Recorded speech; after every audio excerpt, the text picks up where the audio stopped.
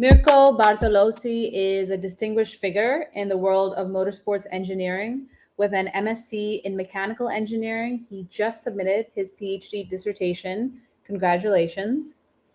Thank you, Shifra. His research spans a broad spectrum from motorcycle dynamics and tire behavior to machine learning for driving behavior and human vehicle interaction. His hands on experience is also notable, having previously helmed as the dynamics and suspension chief for the Ferenz race team. He now supervises the team, ensuring consistent excellence in performance. Beyond the track, Mirko founded F1 Data Analysis, an initiative that brings Formula One telemetry insights to enthusiasts everywhere. And within 20 months, he's reached 160,000 followers. So let's dive in to figure out how he did it. We're going to go over his experiences, his research, and his unique influence in the world of motorsports and F1 telemetry. So thank you, Mirko, for joining us. Our first question is, can you describe what F1 telemetry is to our audience? Yeah, sure. So Formula One is a very data-driven competition and sport, meaning that many aspects of the sports can be measured, okay, through some sensors which acquire signals. And at the same time, as the differences between car to car and team to team really are small in relative terms, teams always try to measure everything they can measure and to try to extract information from those measurements, from those, let's say, data set. Okay, so the telemetry is basically just the agglomeration of all the readings of the various sensors which are installed by engineers and technicians on each Formula One car. And analyzing telemetry basically means looking into the data, okay, which are basically just tables of numbers, but in particular, trying to understand which story they tell, which aspects they describe in terms of performance, and in particular, try to derive conclusions and actionable information from those. So, for example, understanding why a given car was slower than another, why the performance declined or increased after a certain bit, to, in my case, try to, let's say, educate or entertain people, okay? And in the case of teams, instead to improve the performance and to win or to improve in general their standings compared to the competition. So it also has many purposes, as you can see, from educational to entertainment to engineering and performance as well. And when did your love for cars meet your interest in data? Okay, so I've been a Formula One fan since 2010. Okay, so I was quite young at the time, mainly because many people in my family were watching it. But I've always been fascinated with the physics since high school, and in particular with the mechanics, which is the branch of physics which studies the motion of bodies. So things like speed, forces, moments, and stuff like this. So after high school, I decided to start a bachelor in mechanical engineering because that allowed me to join my passion, okay, to my passion in terms of subject, so physics, let's say, in terms of also field, so automotive. And also, it was luckily a field in which it is easy then to find a good job. So that was what drove my decision, and then it continued with the masters, more focalized on vehicles because the bachelor was in general mechanical engineering, so from gas turbines to combustors to structural design of components and so on.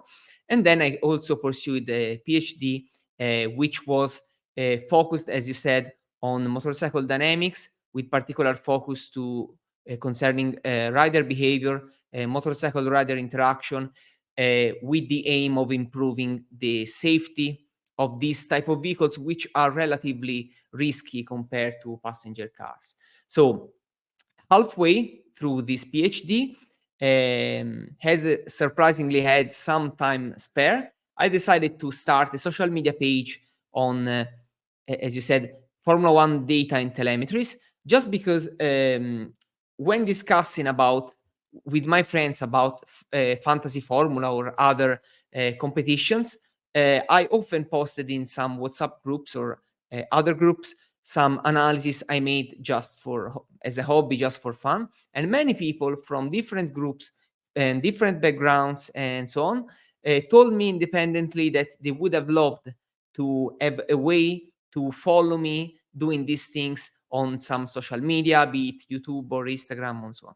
So after many people told me the same thing and they seemed very engaged and sincere about this, I decided to really open a social media page, and I started with Twitter, as it was called at the time, and that really blew out because I've always been since the opening of the page, again, someone who really tries to analyze the data also of the page itself. And I really try to uh, pose to myself very high goals. Okay. I remember a goal of reaching 1,000 followers in the first month, 3,000 followers in the second month, and 10,000 in the third month, which is a lot. Okay. But it was a way for me to do my best to try to achieve these goals. So basically, the idea was either to grow massively, okay, or to fail miserably, because in both cases I would, let's say, learn a lot, and in the second case, even though it would not amount to anything, at least I did not waste much time. The worst case scenario, in my opinion, was having a page which, okay, grew very slowly, but amounted not too much, okay, because at that point you cannot really stop because you still have a small following which loves your content. You can maybe get some small revenue, so you don't know when that page will really change, okay, and switch to a possible part-time job or to be recognized more, okay. So you continue doing that, but it is not worth it because it is growing so slowly. So in my case, it was the best outcome. Okay. So the page blew up, and in the second month, I think I also opened other social media pages like Instagram. I opened also a Telegram channel and many other, let's say, media. Just because I think that my content, being image and text based, was suitable for many different media. So you said you had these goals of like 6,000, 8,000. What were some of the strategies that you employed, or like how did you try to like hack your growth? You mentioned also that you would study your own page. Like, what are insights that you would apply to that? Yeah, so these were some very ambitious goals, which were, let's say, they did not, they sounded realistic, okay, but quite unlikely at the time. But as I said, I had a way to also see the progress in the course of the month. However, despite that, I did not sacrifice everything else for growing the page, okay? Meaning that I did not resort to some easy techniques to grow, which will then hamper you in the long terms, like doing things like follow for follow or similar, because after all, they are meaningless. Okay, you get flooded with the meaningless followers, even though they are true. You are not buying bots or something like that. But if people are not with really engaged with your content, sincerely, I mean, they will not interact much with your content. They will not share it with their friends. And so what the algorithm understands is that people are not really being interested into what you do. And so the algorithm, be it Twitter or Instagram, they all work in a similar way.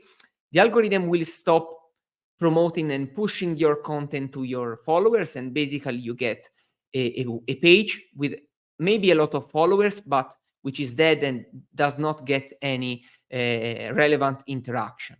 And so what I did was basically making high use of the analytics of Twitter at the time, but also Instagram, to understand which type of content performed better and to understand why they performed better. So in one way, I went, let's say, in the direction of what my followers enjoyed most, but I could not do that exclusively. Otherwise, I would do content which was enjoyable for my followers but not for me. Okay, so instead of replicating in the same way the content that were more successful, I instead try to understand which elements in those content made them so engaging, so interesting, and so I try to replicate those elements inside the contents I anyway wanted to make. So because when people follow you, in the case of my page, the average person, of course, has a lower lowest experience and competence in my area than me, of course. And so sometimes the content which has the most success is something which you ideated, but people could not even think about. Okay, so you cannot really just rely on what your followers like, because maybe what they like is something that is fallacious. Okay, so they propose it, but if you post it, some other people correctly will notice some things in the analysis which do not make sense. Okay, it's not representative or other things.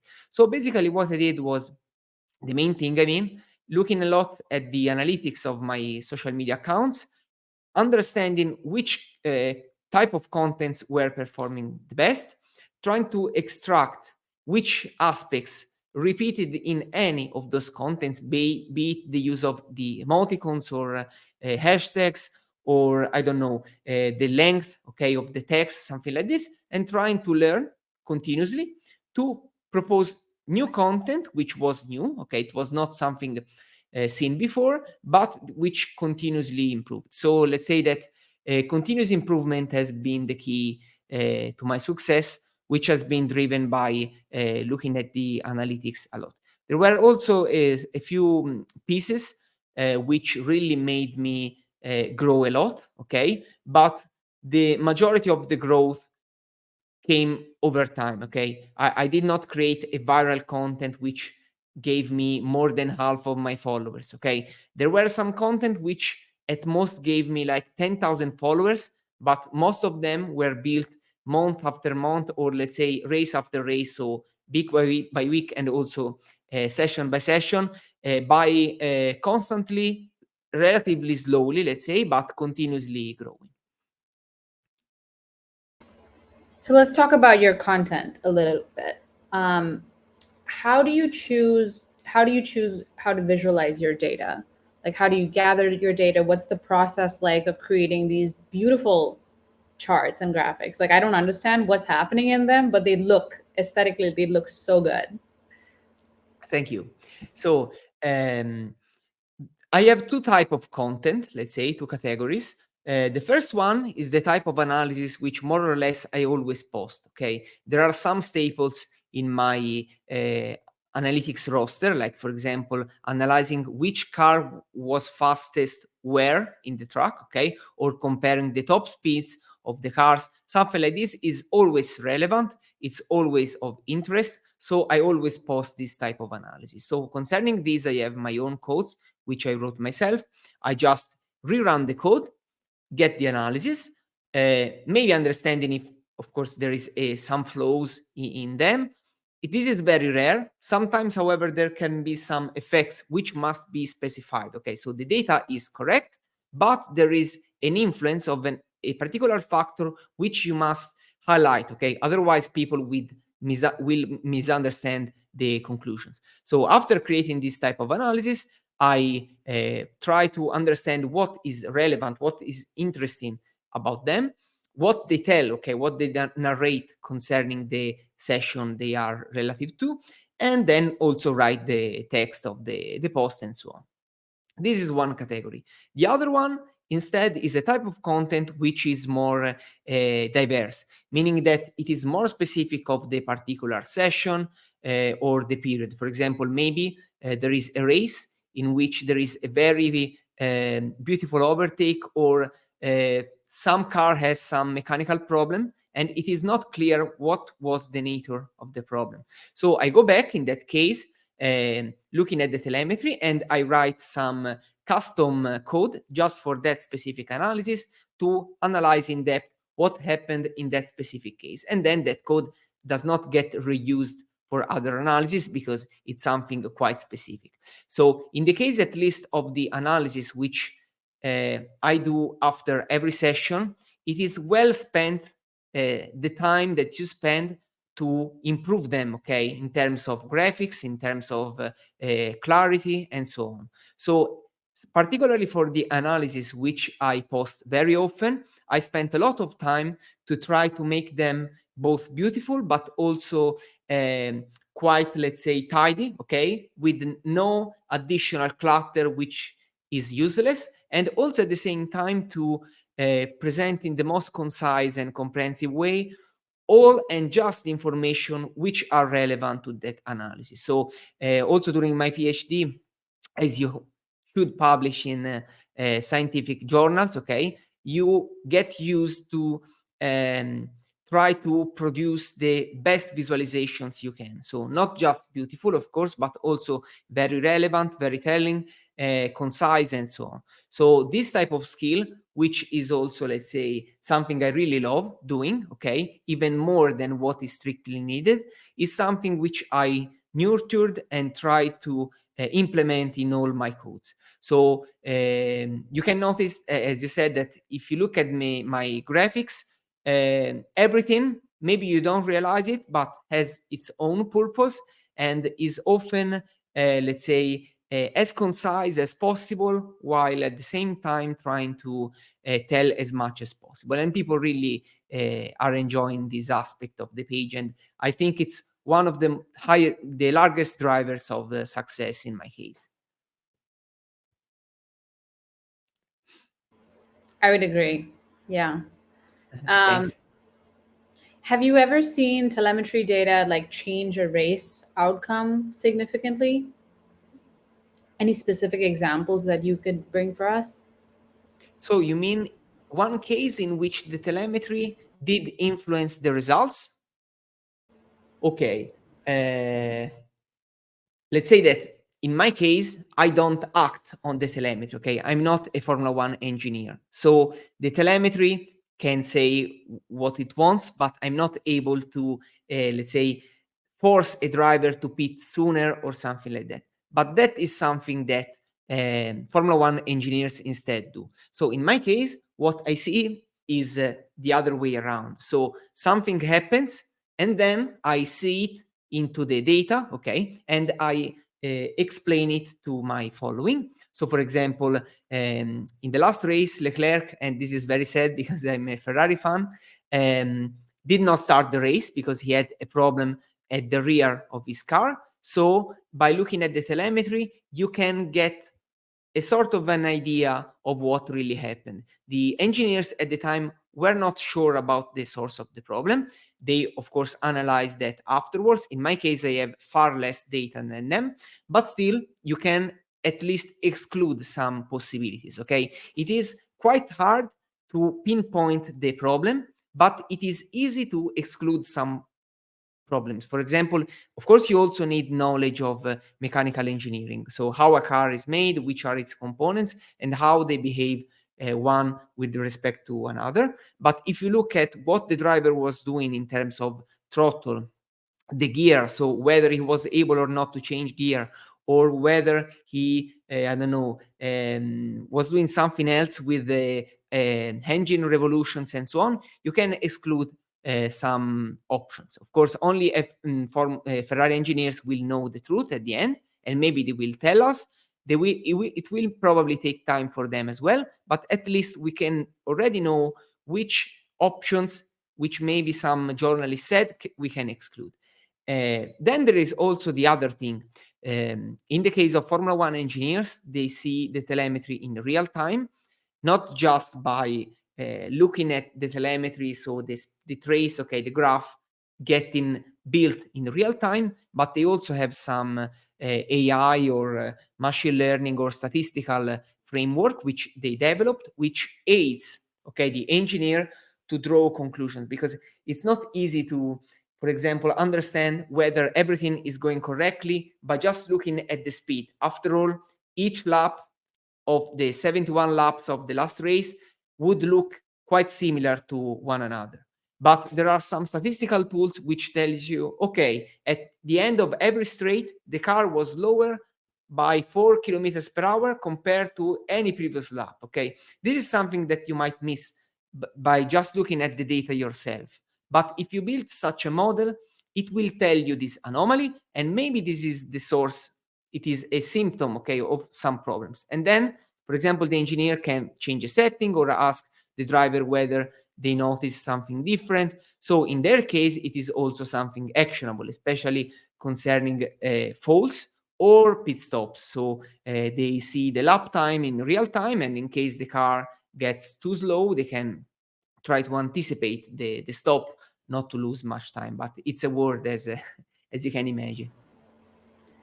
Is there a moment, an F1 race or a moment that is really memorable to you specifically because of the data analysis behind it? Okay, yeah, there are many. Um, Of course, we already know how concerning the last race, so the 2023 Brazilian Grand Prix, the analysis of the last lap, which I also posted on my page, in my opinion, is extremely thrilling because for the last spot of the podium, Alonso was able to keep his place by just 500 of a second. So you, by looking at the TV, you could not understand which driver crossed the line first. Okay, it immediately was shown by the timing. Okay, but visually you did not detect who crossed the line first because they were so close.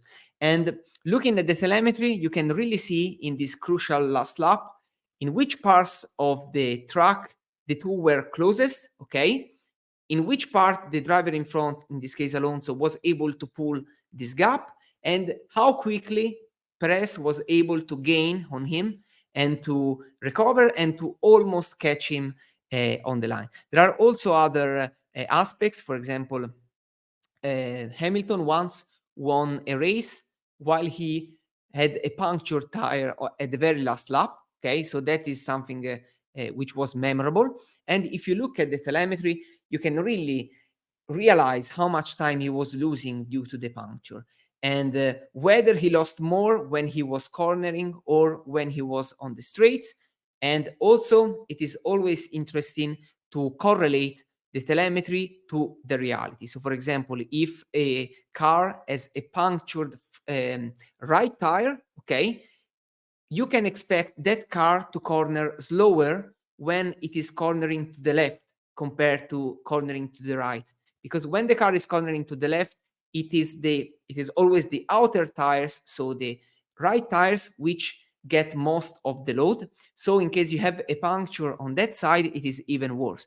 So if you look at the telemetry, you say, okay, I had a good intuition. This is confirmed by the telemetry. And this is what really, in my opinion, makes telemetry and data analysis and engineering interesting. So the fact that by measuring reality, you can really confirm or sometimes deny what you can expect based on what you see on TV and your understanding of all the underlying concepts. Wow, that's so fascinating. Thanks. Are there any specific tools or apps that you use a lot within your content creation? Okay. So concerning the analysis, they are all made in Python, okay, through some, let's say, custom code I wrote in the course of months, so it took a lot of time. After then, also a partnership with the company Jump, I've also started using their tools, which are exploratory data analysis tools.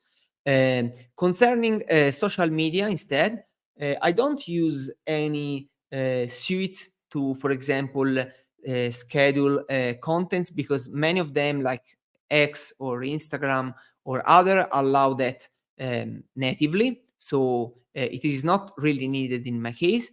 I use instead IFTTT, which is a software which allows you to sort of automating your posting schedule. Okay, so in my case, as I said, many of my content can be posted in many different social media at the same time. Like, for example, an image with a caption explaining the image can easily be posted on Instagram, on Facebook, on a Telegram channel, on Twitter, or Reddit or Discord, and so on. So instead of doing all these steps myself, I try to automate them the most as possible. So in my case, I post first on X, okay? Then I copy the image and the text and post it on Instagram as well with some edits just to make it more relevant for the platform.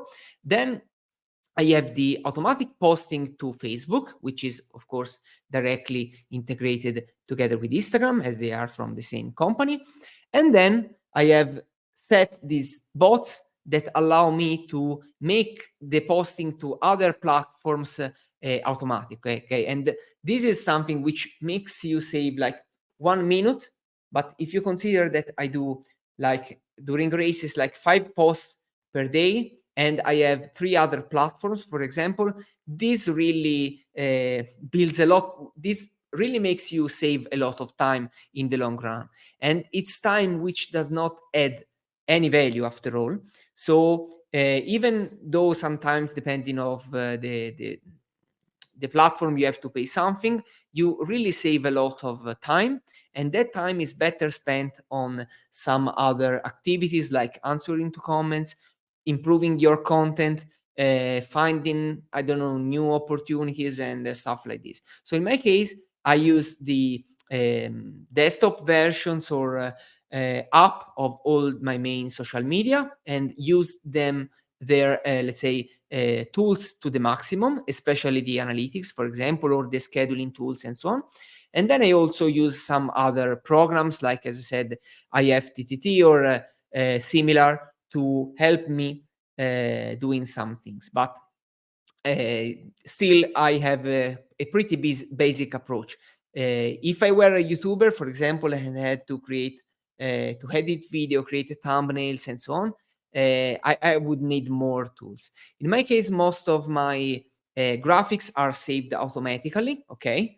But then I sometimes do some annotations, which surprisingly are made mostly through PowerPoint, because even though it's simple, okay, it really allows you to do a lot of stuff very quickly, and the outcome is very good, I think. And also I use some other apps on my phone like InShot to, for example, create collages of images, or to do some minor modifications, for example, concerning the aspect ratio of my images. So that's it.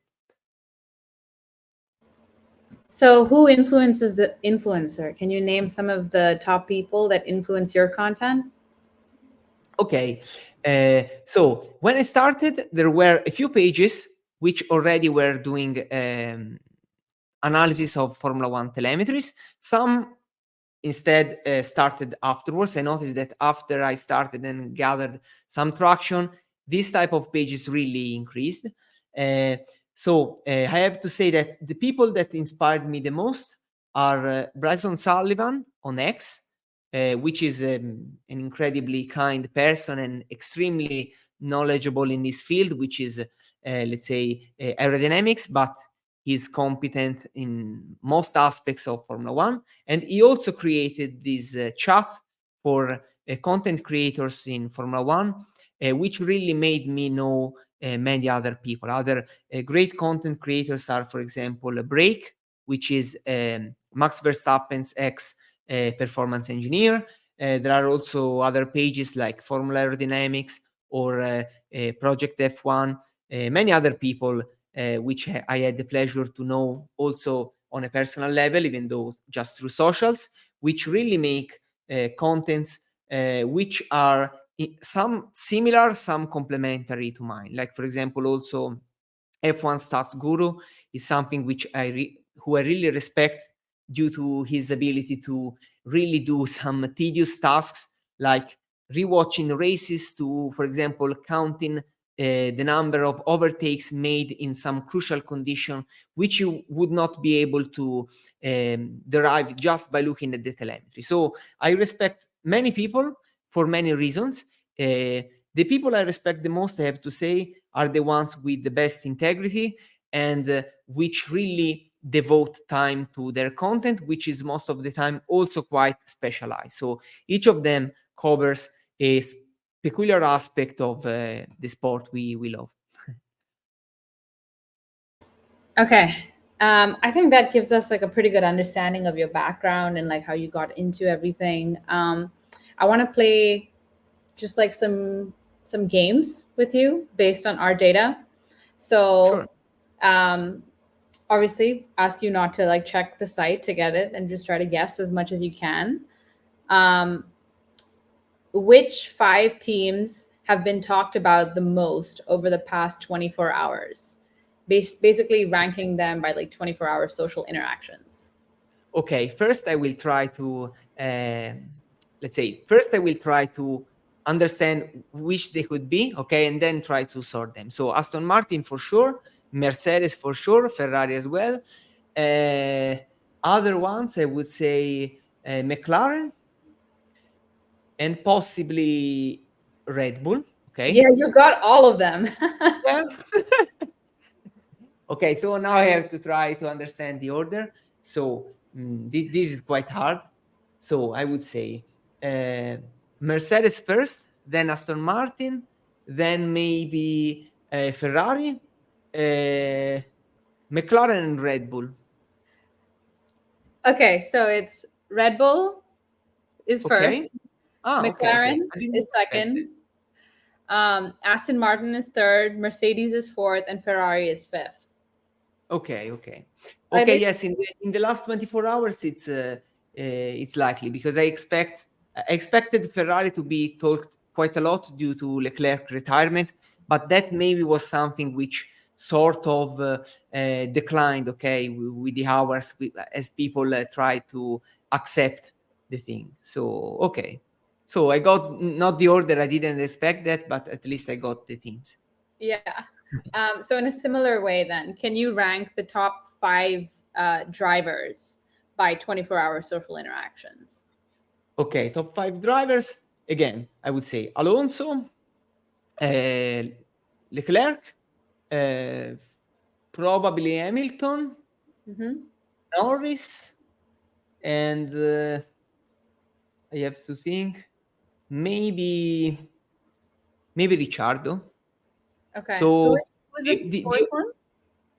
You said I said Ricciardo, no, Alonso. Alonso. Uh, okay, no, I will just say the name. So I said Ricciardo, Alonso, Leclerc, Norris, and Hamilton. Those were my 5 names. In my opinion, the most talked about is Alonso, I think. That's right. Okay. Alonso is I, number I, one. I expected that as he did that incredible defense on the last lap. So I was quite sure about him, but still, with 20 drivers, it's not easy. So I expect, like, I don't know, Alonso, then Leclerc, maybe Hamilton, Norris, something like this. Norris isn't in it.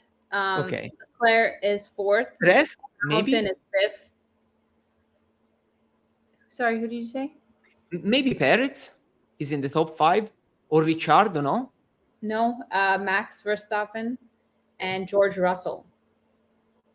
Okay, okay. I did not expect Russell because he retired. Uh, he retired in, let's say, in a non-dramatic way. Okay, so they just told him to retire the car. So that surprised me a bit. But still, any Mercedes driver I expected to be talked about a lot because the car, out of nowhere, apparently became very bad in that specific race. So I expected Mercedes to be talked about a lot. I guess like George Russell made some comments. Um, at least like when I'm looking at the news, like he's in the news a lot. So maybe that's also why it's like coming up about something that he said about Hamilton. Yeah, it's possible. I don't know. I don't follow gossip much, but Yeah. it's possible. Um, okay. So I'm gonna then just being mindful of time, go to like kind of some lightning prediction rounds. So I'm gonna just like ask you this or that, and for you to answer like as quickly as you can. And yeah, just as fast as we can. Let's just see how many we can do. Okay, great. Okay. Go on. So what's telemetry's next leap? Is it LiDAR or is it quantum computing? Sorry, I didn't understand the question. Telemetry's next leap, is it LiDAR or is it quantum computing? I guess quantum computing. I don't know. Okay. What do you think about eco-friendly fuel in F1? Synthetic or biofuel? Synthetic. What about data storage? Edge computing or cloud-based for live events, for live races? Cloud computing, I think. What about artificial intelligence in F1? Driver assistance or strategy planning? Where do you see it? No, strategy planning for sure. Yes. What is the most disruptive sensor in 2024? Would it be tire temperature or brake wear? Tire temperature for sure. Absolutely. Where do you think F1's next circuit debut is going to be? Is it going to be in India or Vietnam? Vietnam, I think, even though I don't follow, let's say, the news as much, but there's been talks about Vietnam a lot in the past few years. So I think that one is very likely. And now this is like more personal questions for you. So what is your favorite F1 circuit for a holiday? Monaco or Singapore? Well, I've been already in Monaco, so let's say Singapore, so I can see that as well. I was invited by a very kind fan this year, so some perks of being known in the field, and I really enjoyed the weekend. My girlfriend as well. We were there together. What is your morning tune-up? Coffee or tea? Coffee? What is your helmet design? Are you a classic matte person or are you a holographic shimmer? No, classic, absolutely. What's the most fun to analyze? Rain races or technical circuits? Well, rain races tell you more, okay, but it's a mess to analyze. So let's say it requires more time, it's more stressful, but also more, let's say, rewarding. So rain races is your favorite. Yes, I think so. What's your favorite F1 lingo? Box, box, box, or it's hammer time? No, box. And what's your favorite corner? Is it a hairpin bend or is it long straight? It's a long straight. Okay, those are all the questions that I have. You were very creative with the questions. I don't know how you ideated them, but they were very nice. Awesome, thank you. I did have a question. I'm going to jump off stage before you answer, but what are your predictions for the Vegas race? Who do you think is going to win? How do you think that's going to go? Okay, so for the Vegas race, the track is a city circuit, but it is very, let's say, peculiar in a way, because city circuits on average are quite slow, like Monaco or Singapore or similar, but instead that circuit is very quick, and it has many long straights, but also not as many corners, and the corners are also quicker than in other tracks like Singapore or Monaco. So it is peculiar because as you have many slow corners, like 90 degrees corners, it really rewards mechanical grip. So not just having a lot of downforce, which only helps you at high speeds, but also having a good behavior of the tires and the suspension at low speeds. And at the same time, you need a car which doesn't have too much drag, so too much aerodynamic resistance, which would really slow down the car a lot on the streets. So based on that, a very efficient car, a car with very low drag like the Ferrari, should be advantaged by this fact, the fact that they will not be slowed down by aerodynamic resistance a lot on the streets, while instead Mercedes might suffer a bit due to that, because they had, let's say, a quite terrible top speed in Brazil and also in many other previous races. So this for sure will be a deficit for them. But at the same time, there is a lot of time to be found in, let's say, the slow corners. So it really depends whether each team is able or not to produce a setup which is able to cope well with the bumps of the track, to absorb the curves, and at the same time to make the aerodynamics and the tires work in the correct window. So I would say that Ferrari should gain something compared to the average of the season. Mercedes should instead lose something. McLaren is a very quick car which is now able to perform well on any track. So I would guess, okay, Red Bull favorite, or at least Verstappen, at least for the race. The qualifying is a bit more open. So let's say first one, Red Bull. Then it could be Ferrari in qualifying, okay, absolutely. Less so in the race.